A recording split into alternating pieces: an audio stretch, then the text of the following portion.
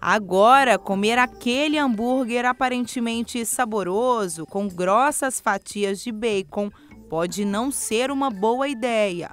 Segundo o relatório divulgado pela Organização Mundial da Saúde, especialistas da Agência Internacional de Pesquisa do Câncer incluíram os alimentos processados, ou seja, todos aqueles que passaram por processos químicos e industriais, principalmente os embutidos e as carnes vermelhas, na lista dos alimentos cancerígenos.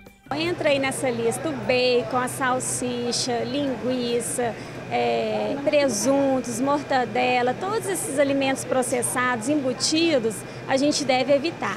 Eles incluíram na lista também as carnes vermelhas de uma forma geral, tanto bovina quanto suína. Só que a quantidade recomendada dela é um pouco maior do que a quantidade desses outros embutidos.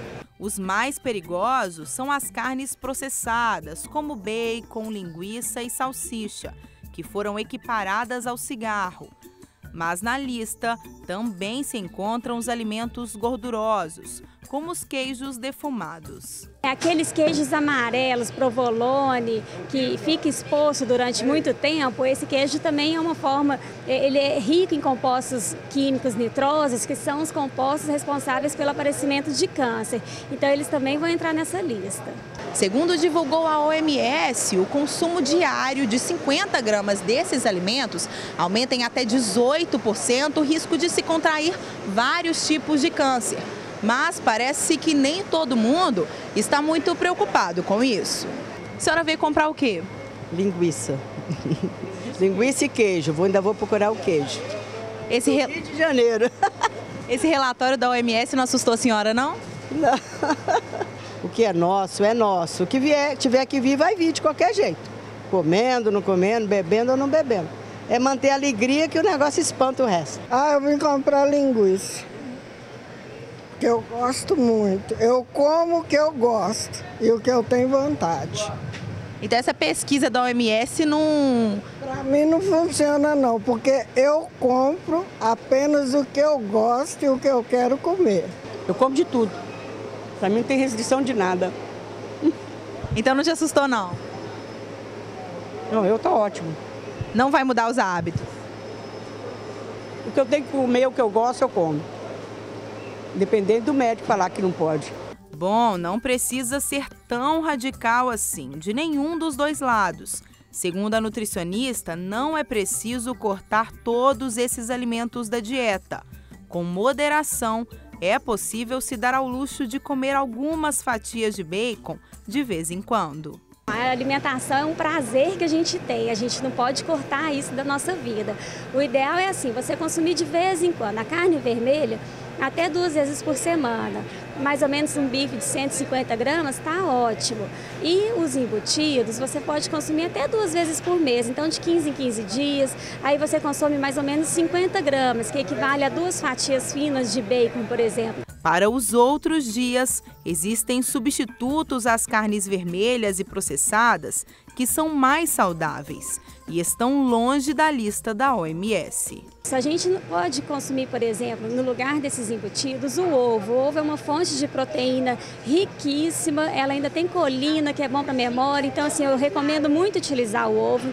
Não tem problema consumir todos os dias. Nós podemos utilizar também as proteínas de origem vegetal, que entra aí feijão, lentilha, grão de bico, a soja. E entram os laticínios também, que são fonte de vitamina B12, que a vitamina B12 é o único nutriente encontrado somente nos produtos de origem animal. Mas ela vai ter então, nos leites, nos iogurtes, e nós temos também o frango e o peixe, que não entraram nessa lista. E a gente pode consumir com maior quantidade e maior frequência também.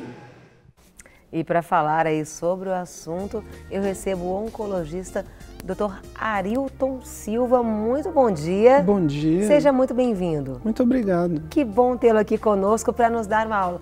Uma aula com muita tranquilidade, para que a gente aprenda bastante, não é mesmo? Isso, certamente. Eu fiquei pensando, você ficar sabendo que a salsicha... Não, a gente já tem coisa que a gente já até sabe, né, doutor? Isso. Mas como assim saiu essa pesquisa, segundo a Organização Mundial, isso foi algo recente que saiu? Foi. A Organização Mundial de Saúde tem um órgão dentro dela que organiza alguns protocolos e a gente chama de monogramas, que são listas onde se incluem, por exemplo, nesse caso, alimentos com potencial cancerígeno, ok? Certo. O que a gente tem já sabido desde a década de 80, mais ou menos, é que existe uma associação entre câncer de estômago, câncer de intestino grosso e câncer de reto com excessos de proteína, tá? Independente da fonte onde ela vem. Existem estudos que mostraram ainda a associação de câncer de estômago e de intestinos com alimentos embutidos, né, processados, especialmente defumados. Acredita-se que essa associação tem a ver com algumas alterações químicas que acontecem no alimento ligadas à produção de nitratos ou nitritos e de aminas aromáticas. O que eu quero falar? Eu quero dizer que existem vários estudos que mostraram associação ou grande, ou moderada, ou pequena, e estudos que mostraram nenhuma associação. Então, quando você tem estudos pequenos que mostram que tem resultados divergentes, a ideia é fazer um grande estudo, pegando todos aqueles resultados e juntando, num pote só, você coloca todos os números. E um estatístico vai fazer a análise de todos aqueles estudos de 20, 30 anos. Certo. Foi isso que aconteceu. Foi feito um estudo chamado meta-análise, que nada mais é do que isso, juntar pequenos estudos num estudo maior. E lá, nessa meta-análise, ficou comprovada a associação dos alimentos, carnes, né, processadas, então linguiças, salsichas, salames, defumados, salgados, né, dependendo da forma de preparo, foi então comprovada a associação dele com o câncer. E as carnes vermelhas, ficou-se sugerido que possa existir uma possibilidade, né, de que exista alguma correlação com o câncer de intestino. O que a Organização Mundial de Saúde fez, então, com o estudo publicado agora, dia 26 de outubro? Bem recente. Bem recente.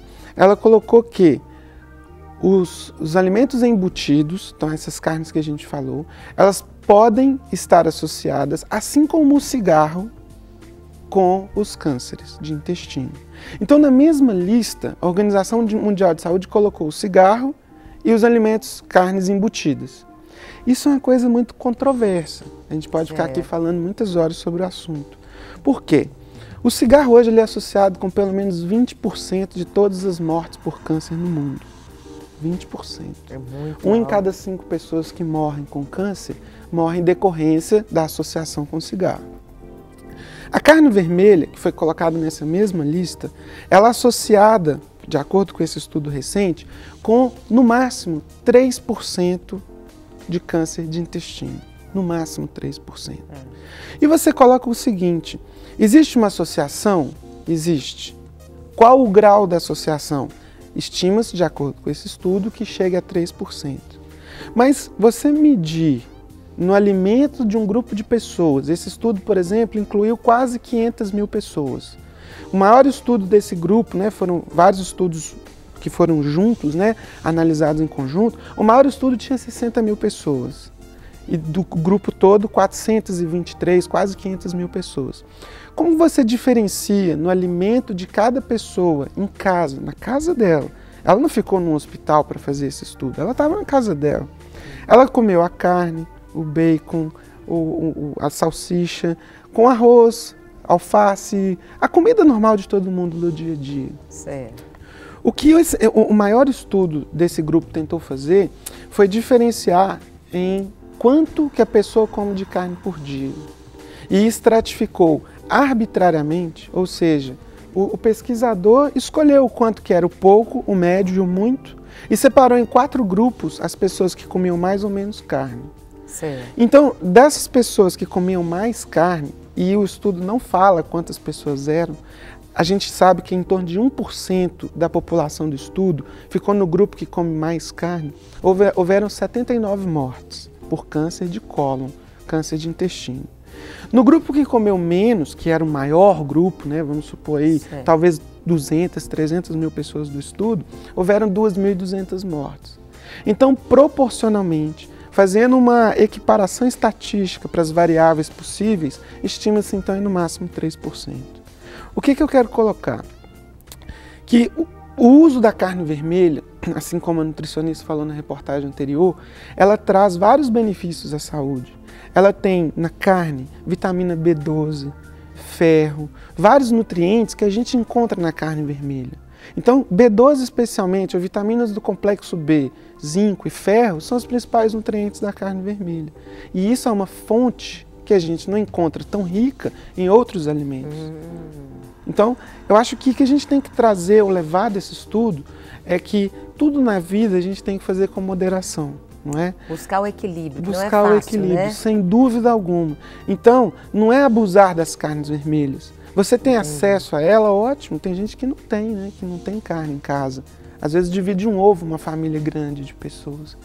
Então, a gente que vem de um país com muitas desigualdades, às vezes aqueles que têm mais abusam do que têm acesso. E a carne está entre esses assuntos, esses tópicos. Então, a ideia é usar com moderação. A Organização Mundial de Saúde recomenda algo em torno de 50 a 100 gramas de carne dia. Essa carne pode ser variada, carne vermelha, carne branca, frango, peixe, ovo, né? Ainda tem proteína que pode vir do ovo. Então, a ideia é usar sim, mas usar com moderação. Para receber todas as novidades do canal, inscreva-se e se curtir o vídeo, clique em gostei. Aproveite para acompanhar a Rede Super nas redes sociais.